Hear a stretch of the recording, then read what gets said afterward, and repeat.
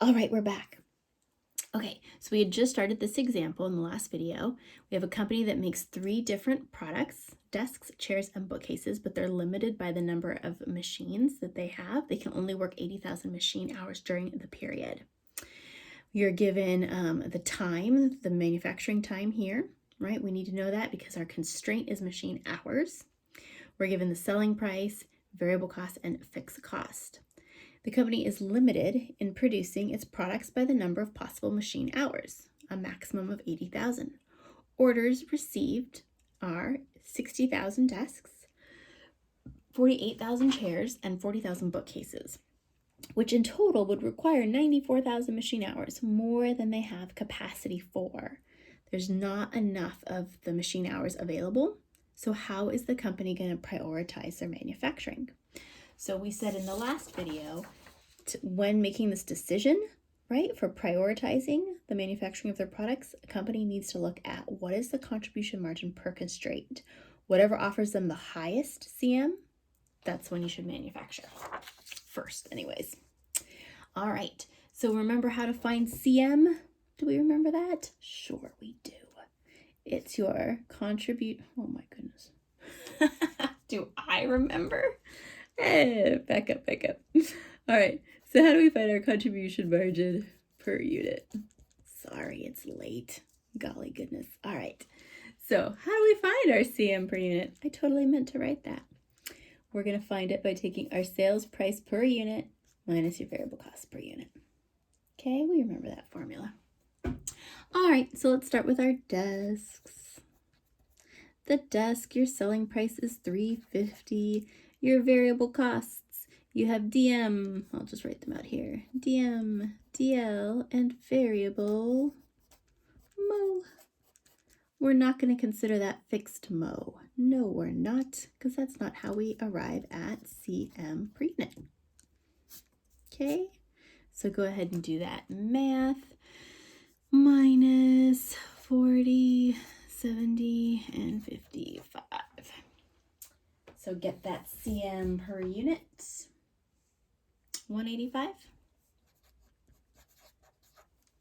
Okay, now we'll move on to chair. What is our CM per unit for chair? Sales price is 200 minus your variable costs. DM is 30, 65, and 50. I'm not doing a specific format here. I'm just trying to get to my CM per unit. So that gives us 55. And then finally we have our bookcase. Your selling price for one bookcase is $175. The materials to make it is $35. Labor's $50, and variable mo is $45. That gives you a contribution margin per unit of 48. So originally, when management looks at this data, they would be very tempted to manufacture which of their 3 products? They would be most inclined to manufacture this one, right? The desks, because it provides the highest contribution margin per unit. But we said in the last video that we shouldn't be looking just at CM per unit, or profit margin, or manufacturing margin, or net income. We should be looking at the CM per constraint. Our constraint here is machine hours. So we want to find out which of our 3 products offers us the highest contribution margin per machine hour. Okay, so we're not done with our analysis. We must continue. We must consider our constraint. Consider your constraint. Your constraint here is machine hours, right? We only had 80,000 machine hours available. Okay, so that's why they gave us up here the manufacturing time. All right, so we need to consider our production time. So how I'm going to show it's a little different than the book, but it works for my brain. So in order to make, so in 1 hour, how many units can I make of the desk? 1. Okay, so this gives us 185 is our CM per constraint. Okay, 185. So that one didn't make too much of a difference. wondering if I should call this something else. Production time in, oh, I know what I want to call it, units per hour. This is how I'm going to show it, units per hour, which is slightly different than the book. But like I said, it works for my brain. So I can make 1 unit per hour of the desk, right? That's what it told me up here. How many units of chairs could I make? Looks like it takes me I can make 2 chairs per hour. It takes me half an hour. So I can make 2 chairs per hour, which gives me 110.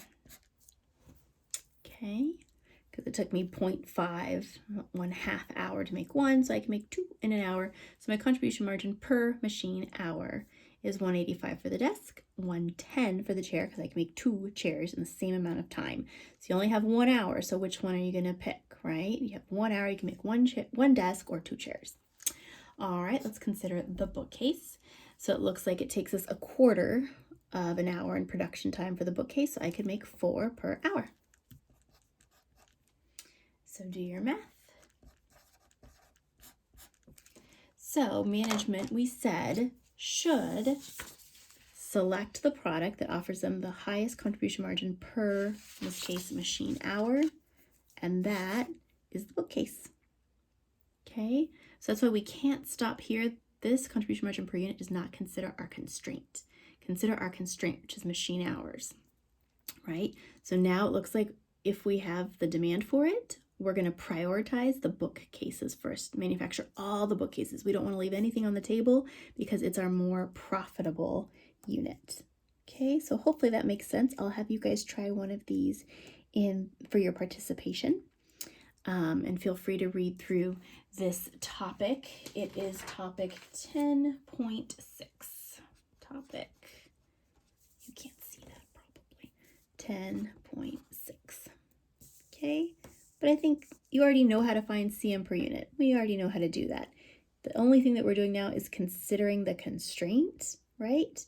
So how many units can we make in 1 hour? 1, 2, 4. So if we make 4 bookcases, it's going to offer us a total amount greater than any of the other 2 products. So this would be the one that we prioritize.